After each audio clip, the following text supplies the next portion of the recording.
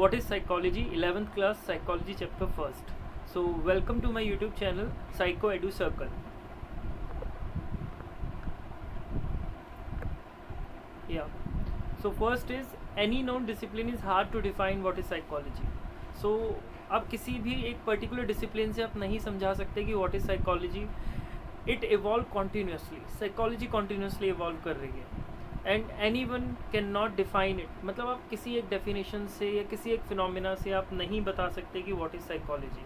So the term psychology is drive from the Greek word psyche means soul and logos means science.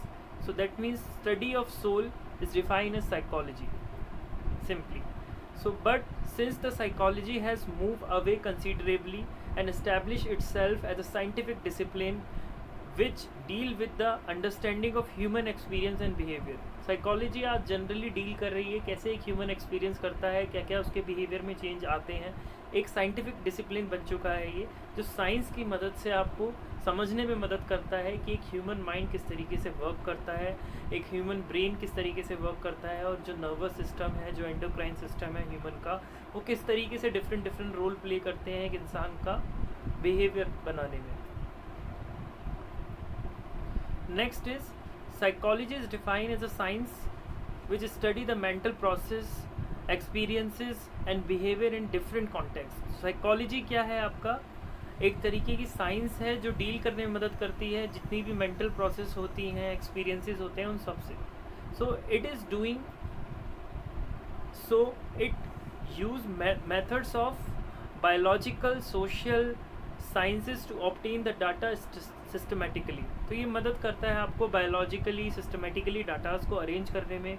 It make sense of the data so that it can be organise as a knowledge. तो ये मदद ये भी करता है आपको कि आप डाटा को किस तरीके से अरेंज कर रहे हैं और किस तरीके से नॉलेज को गेन कर रहे हैं. सो बेसिकली साइकोलॉजी एक साइंस की ही फील्ड है, या साइंस से इमर्ज हुई हुई फील्ड है.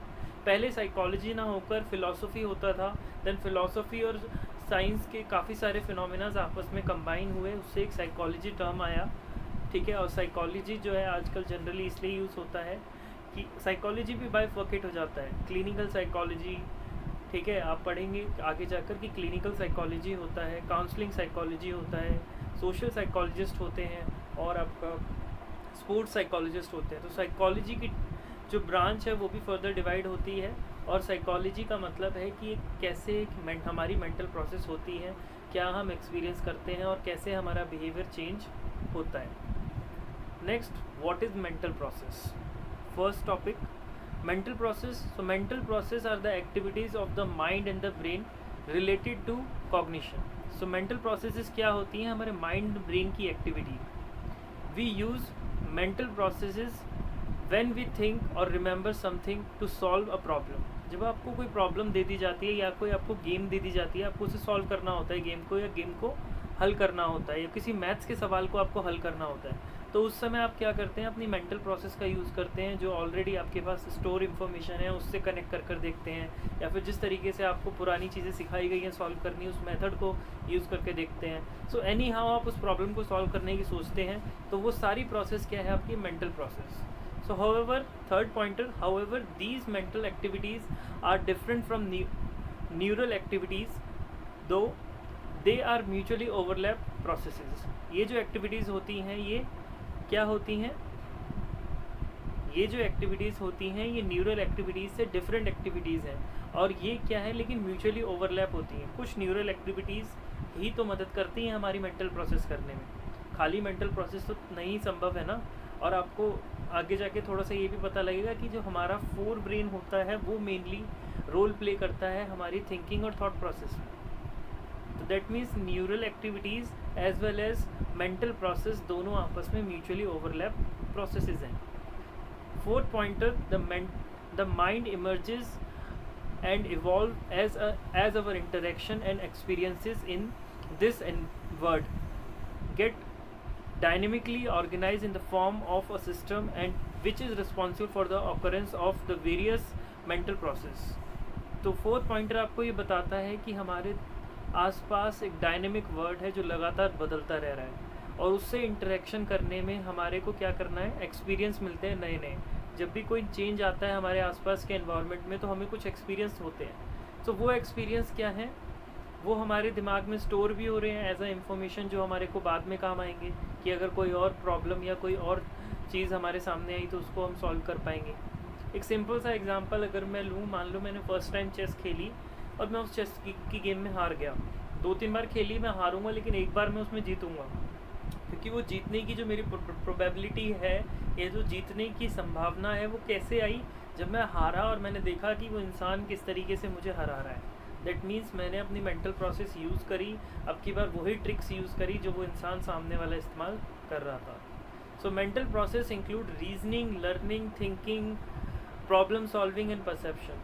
5th पॉइंटर आपको ये बोलता है कि मेंटल प्रोसेस में सारी चीज़ें आ जाती हैं। रीजनिंग, किसी चीज़ का रीज़न जब आप सोचते हैं कि ये है तो क्यों है, इसका क्या कारण है। Learning, thinking, problem solving and perception, ये सारी चीज़ें आपकी किस में आ जाती हैं, मेंटल प्रोसेस में आ जाती हैं। नेक्स्ट है आपका experiences. Experiences can be define as a learning acquired through everyday life situations. Experiences वो हैं जो आपने अपनी पूरी लाइफ में या फिर जो आप डेली लाइफ में सीखते हैं, आसपास की चीज़ों से एक्सपीरियंस करते हैं। So experience are subjective in nature, different for every individual. एक ही सिचुएशन में अलग अलग लोग अलग अलग एक्सपीरियंस करेंगे। पहला पॉइंटर ये समझाने की कोशिश कर रहा है कि एक ही सिचुएशन में अलग अलग लोग हो सकता है अलग अलग एक्सपीरियंस करें।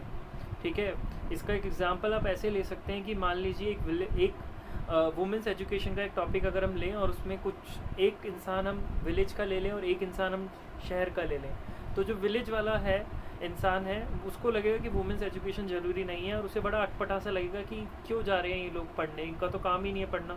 वहीं पर जो शहर का आदमी होगा उसे लगेगा कि पढ़ना बहुत ज़रूरी है। ठीक है, और वुमेंस एजुकेशन और मेंस एजुकेशन दोनों इक्वली प्रायोरिटाइज होनी चाहिए। सो यहाँ पर ये चीज़ डिस्क्राइब कर रही है कि एक सिचुएशन है, सिचुएशन क्या है, वुमेंस एजुकेशन। ठीक है, और दोनों पे रिएक्शन जो है दोनों का डिफरेंट है। दैट मीन्स एक्सपीरियंस जो होते हैं वो सब्जेक्टिव नेचर के होते हैं। It will be different for every individual. So we can not directly observe or known someone's experiences. Only the experiencing person can be aware or conscious for his her experiences. Thus the experiences are embedded in our awareness or consciousness.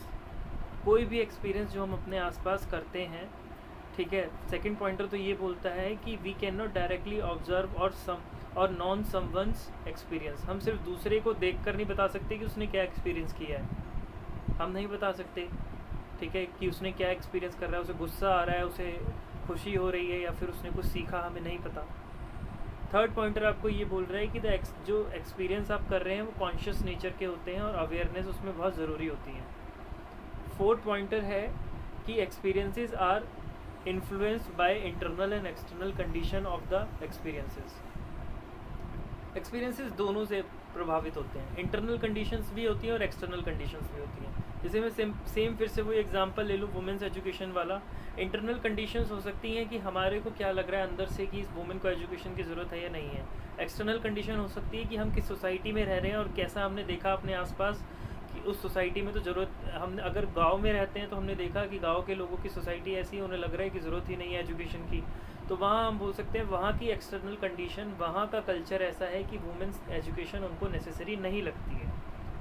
ठीक है, hopefully आपको clear हुआ होगा। Fifth pointer है कि the nature of the experiences can only be understood by analysing a complex set of internal and external conditions. जो nature of experience है वो अंडरस्टूड होता है और वो एनालाइज किया जाता है इंटरनल और एक्सटर्नल दोनों कंडीशन से। मतलब आप अपने अंदर जो भी आपके पास इंफॉर्मेशन है उसकी मदद से और जो बाहर लोग कर रहे हैं, जिस कल्चर में आप हैं, उन लोगों के अकॉर्डिंग चलकर किसी चीज़ का एक्सपीरियंस करते हैं। ठीक है, तो आप बोल सकते हैं कि जो एक्सपीरियंस है वो हमारे कल्चर पे भी डिपेंड करता है और हमारे माइंड सेट पे भी डिपेंड करता है कि हम किस तरीके से सोचते हैं। नेक्स्ट टॉपिक है बिहेवियर्स। बिहेवियर्स आर रेस्पॉन्सेज और एक्शंस वी मेक और एक्टिविटीज़ वी एंगेज इन।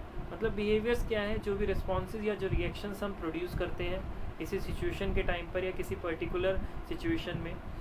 जैसे कि आप देखेंगे कि अगर मैं एग्ज़ामिनेशन में थोड़ा सा लेट हो गया, एग्ज़ाम देने जा रहा हूँ एग्ज़ामिनेशन हॉल के लिए, थोड़ा सा लेट हो गया, तो वहाँ पर क्या होगा, मेरे को बड़ी तेज़ी से पसीने आने लगेंगे क्योंकि बहुत थोड़ा सा 5 मिनट का रास्ता है। मैं बड़ा तेज़ी से दौड़ने लगूँगा, पसीने आ रहे हैं और मेरी हार्ट बीट तेज़ हो गई। सो वो सब क्या है उस समय का बिहेवियर, और वो क्या है जो सब मेरे साथ हो रहा है, मेरी हार्ट बीट तेज़ हो रही है, मेरा ब्लड प्रेशर तेज़ हो रहा है, मेरे को पसीने आ रहे हैं, वो मेरा रिएक्शन है। सो उस बिहेवियर, उस रिस्पॉन्स के लिए मेरा एक्शन या मेरा रिएक्शन है वो। So some behaviors such as the thinking may be simple और complex। कुछ behavior simple होते हैं, कुछ behavior complex होते हैं, कुछ behavior बड़े छोटे टाइम के लिए होते हैं, short होते हैं, और कुछ behavior बड़े enduring होते हैं, बहुत लंबे टाइम के लिए होते हैं। Third pointer, on the other hand some behaviors can be outwardly seen or sensed and are called overt। जो बिहेवियर आपको दिख जाएंगे सामने वाले इंसान में, आपको जो बिहेवियर आप देखकर बता पाएंगे, उन बिहेवियर्स को आप ओवर्ट बिहेवियर कहते हैं। वहीं पर जो बिहेवियर आपको दिखते नहीं हैं सामने वाले के, ना आप उसको देखकर बता सकते हैं कि ये कैसा फील कर रहा है या क्या है, उन बिहेवियर्स को कोवर्ट बिहेवियर कहते हैं। ठीक है, एग्जाम्पल के लिए आप ऐसे समझ सकते हैं, ओवर्ट बिहेवियर मीन्स अगर मेरे को पसीना आ रहा है और मेरे को क्या कहते हैं बहुत ज़्यादा मतलब बोल सकते हैं हार्ट बीट मेरी बहुत तेज़ हो गई है, तो वो आपको सामने से मेरे में दिखेगा। ठीक है, मैं बड़ा फास्ट काम कर रहा हूँ, वो आपको दिखेगा, दैट इज़ ओवर्ट बिहेवियर हो गया। कोवर्ट बिहेवियर मतलब मुझे टेंशन किस चीज़ की हो रही है जिसके कारण मुझे ये सब हो रहा है, मुझे एग्जामिनेशन हॉल में पहुँचने की टेंशन हो रही है, जो मेरे दिमाग में चल रहा है वो चीज़ तो आपको नहीं दिखेगी ना। So this is covert behaviour. So both stimulus and response can be internal और एक्सटर्नल। बिहेवियर के टाइम पर जो स्टिमुलस हमें मिलता है, बाहर से जो रिस्पॉन्स हमें मिलता है, वो इंटरनल भी होता है और एक्सटर्नल भी होता है। इंटरनल मतलब उस रिस्पॉन्स के लिए हमने इंटरनली क्या सोचा, एक्सटर्नल का मतलब कि वो रिस्पॉन्स कितना बाहर से जो आ रहा है वो रिस्पॉन्स क्या है।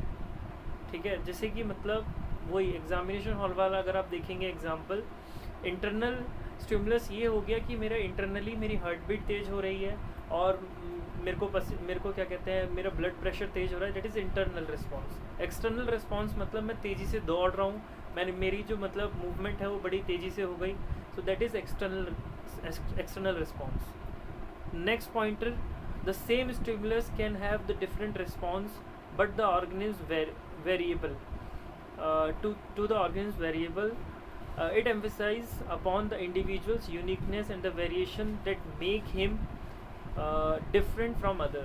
so जो बिहेवियर होता है उसमें क्या है, जो स्टिमुलस आपको मिल रहा है उसके अगेंस्ट जो आप रिस्पॉन्स शो कर रहे हैं वो अलग अलग ऑर्गेनिज्म का अलग अलग हो सकता है। अब इसके लिए एग्जांपल हम ये ले सकते हैं, मान लीजिए एक ए इंसान है और एक बी इंसान। ठीक है, अगर आप ऐसे लेकर चलें कि एक ए है और एक बी है। ठीक है, ये दोनों ही एग्ज़ाम के लिए जा रहे हैं, ए और बी, थोड़ा सा सही बना दूँगा, ए और बी दोनों ही एग्ज़ाम के लिए जा रहे हैं। ए ने कुछ प्रिपेयर नहीं किया एग्ज़ाम में और बी ने बहुत सारा प्रिपेयर कर रखा है एग्ज़ाम के लिए। तो जब एग्ज़ाम के लिए सिर्फ 5 मिनट बचेंगे और दोनों को बड़ा तेज़ी से चलकर जाना है, थोड़ा सा दूर रह गया एग्ज़ामिनेशन हॉल, तो बी को पसीने आएंगे क्योंकि उसने मेहनत करी है, उसको मतलब चिंता है अपने एग्ज़ाम की, उसकी हार्ट बीट भी तेज़ हो जाएगी। बट ए को कोई चिंता नहीं थी क्योंकि ना उसने एग्ज़ाम की प्रिपरेशन करी थी, तो इसलिए ए जो है वो ये रिस्पॉन्सेस शो नहीं करेगा। तो मैं यहाँ पर आपको ये समझाना चाहता था कि सेम सिचुएशन में हो सकता है कि दो लोग सेम रिस्पॉन्सेस शो ना करें, डिफरेंट रिस्पॉन्सेस शो करें।